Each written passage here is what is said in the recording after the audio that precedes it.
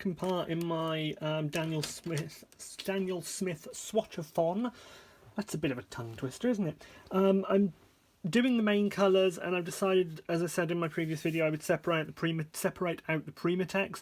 I think I'm going to separate out the lunar colours, which have basically just got black mixed with them as well, because I'd like to do all of those together. So I'm doing the first 24 of the Primatex, and as before, I'm using Proline Plus brush from ProArt, and all these paints are from Daniel Smith swatch cards. Can't speak. So the first one I'm using is Rhodonite Genuine, and I've already used this from a tube. It's a lovely colour. It's a non-granulating, transparent, low staining and light fastness 1. Really, really gorgeous pink. Uh-oh, I forgot. Didn't do my transparency blocks. No. One thing that will be clear to you if you've watched my previous video is I haven't got the pigment names written out.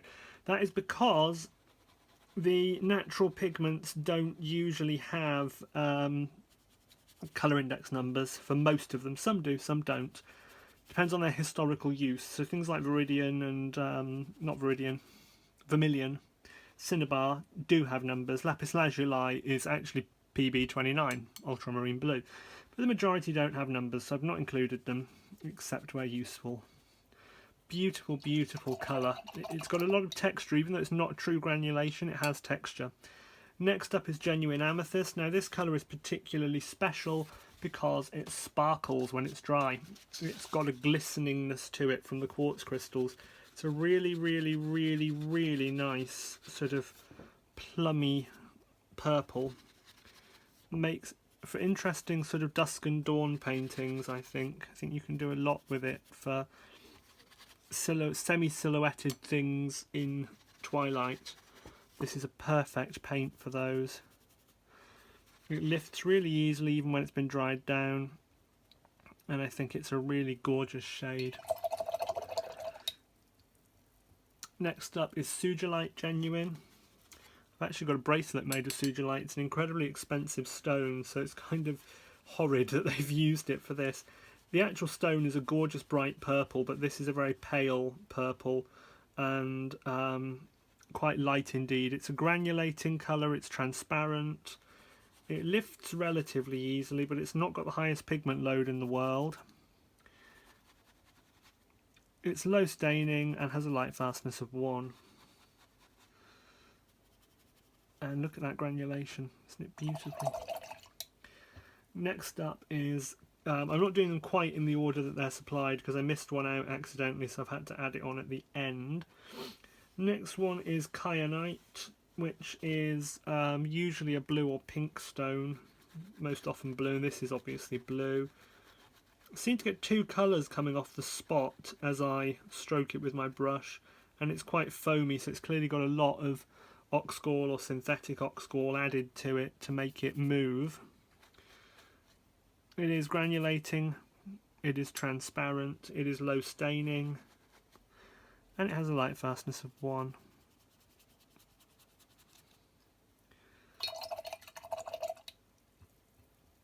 Next is Sodalite Genuine, which is a lovely blue mineral.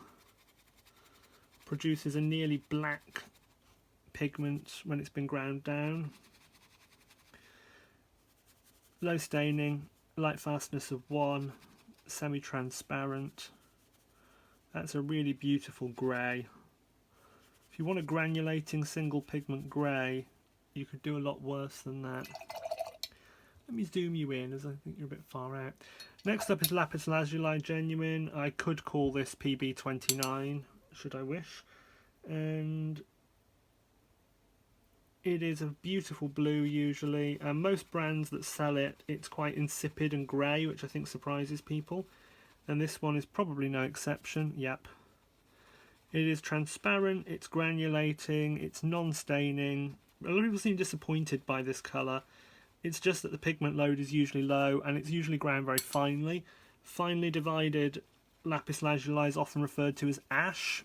It doesn't mean it's been burnt, it just means they ground it really finely, and that greys it slightly, and this is very grey.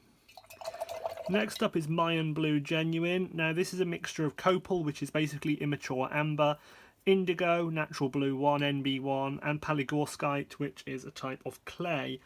And I like this colour a lot. Again, it's got a beautiful texture. It's an intensely granulating colour, transparent, low staining, light fastness 1. Great for those kind of twilight, dusk and dawn paintings, and the granulation is superb. There is really nothing quite like that. As with all granulating colours, it benefits from a bit of extra water. Water will force it to granulate. Next one is what used to be called fuchsite or fuchsite, but the Victorians made it fuchsite or fuchsite to make it sanitised. It is a lovely green mineral. It is non-granulating, transparent, semi-staining or low stain. No staining, sorry. And light fastness 1. Gorgeous green.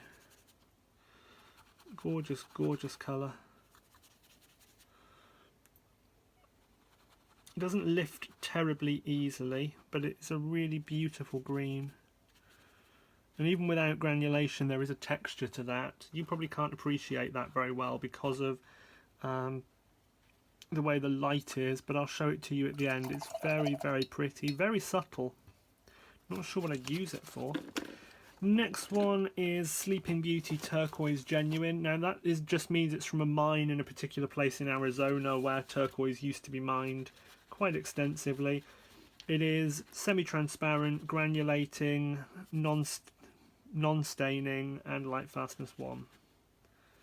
This lifts really easily. Look at that. That is beautiful.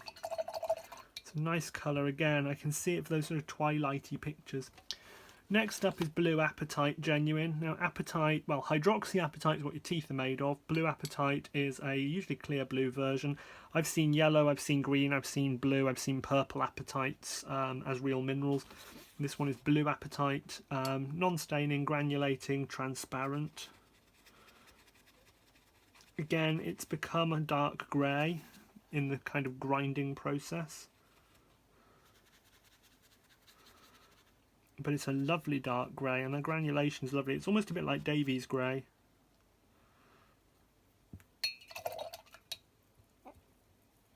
Next up here is Jadeite Genuine. Now there are several minerals that we call jade. Jadeite is one of many.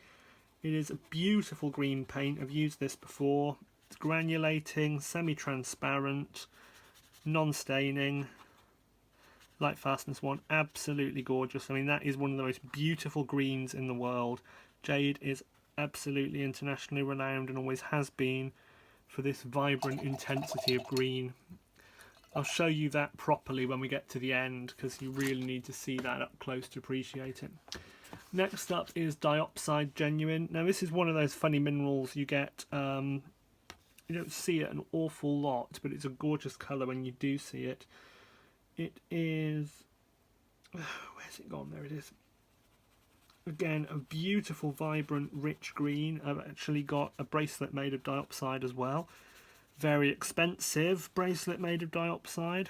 And it is exactly this green. Exactly this gorgeous, fantastic, vibrant green. Granulating, transparent, low staining.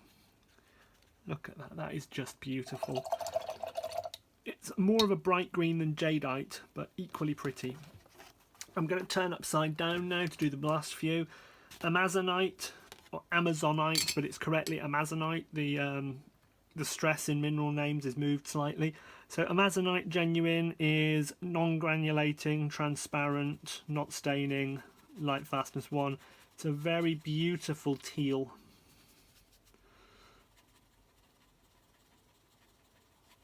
Doesn't lift terribly easily, or the paint lifts but the pigment doesn't, I should say.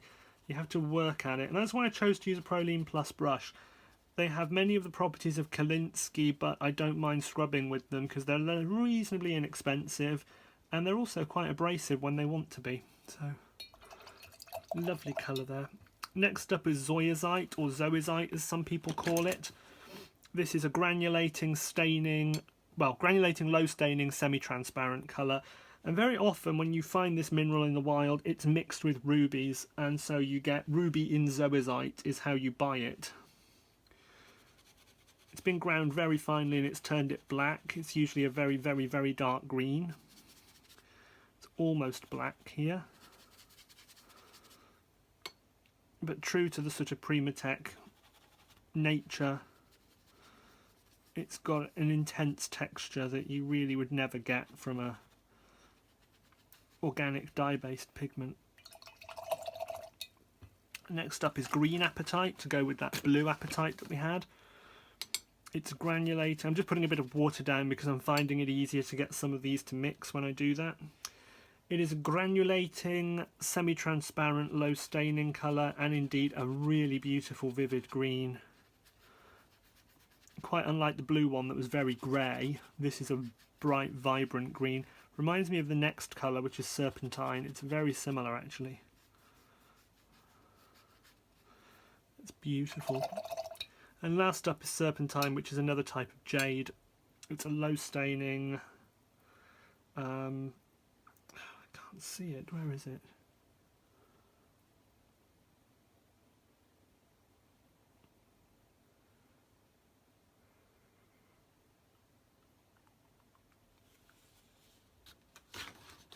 Oh, sorry, I just put it somewhere safe and I've forgot. There it is. The Serpentine is granulating, semi-transparent, low staining, and I bought this in a tube recently. I really love this colour.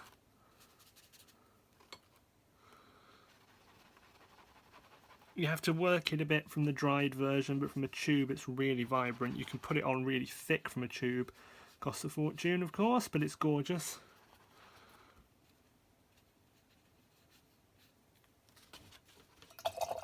Now, what's been quite interesting is as these have dried down is the textures that have developed. So I'm going to bring them up to the camera and show them to you one by one. First of all, rhodonite. Beautiful, quite flat pink, but very nice texture. Now look at the sparkle on that amethyst. There is nothing like that on Earth. You could never replicate that. Imagine doing a dark night sky with that. Fantastic. Next up, another sparkler. We have Sugilite Genuine, beautiful purple with sparkles. Kyanite, again, a little bit of sparkle to that. Sodalite, not much sparkle. Lovely dark, muted, granular grey, fantastic. Lapis Lazuli, again, muted but beautiful. Mayan blue, love the granulation on that. Fuchsite, again, has got that sparkle to it, really gorgeous. The Sleeping Beauty turquoise lacks sparkle really. What you can see there is just where it's wet. Very pretty. Blue apatite. Let's spin these round. Blue apatite again. A little bit of texture to that. Really nice. That's not sparkle, that's wetness. The jadeite is interesting. It's got a red undertone that's kind of coming through a bit where the granulation is. Diopside is pure and beautiful, and again, no sparkle. Serpentine, again, no sparkle, really pretty. Green apatite, again, has got that slight red undertone coming through there. So you get that granulation that's a bit red. Zoisite, beautiful grey, fantastic colour. And the amazonite is absolutely beautiful. That's a really stellar light blue. I love the Primatek series. I think they've got a lot going for them in terms of the granularity and the texture. Where they fall down, as many people have commented in the past, is they don't mix awfully well. If I mix this rhodonite with Mayan blue or with a yellow, if we had a yellow in the ones that are out, you just don't get a good mix. You can't get around that. You really can't. They don't mix terribly well. They are not really for mixing. But where I think they work beautifully is if you wanted to do like a fade, or you wanted to do graduated washes that go out to nothing. You can make lovely ethereal paintings using this series, but I wouldn't use them as replacements for your normal colours. Gorgeous, gorgeous colours, but really they're for special effects and extortionately expensive, of course. You can find out more, as always, over my website. There'll be a link below. Thank you all very much. Good evening.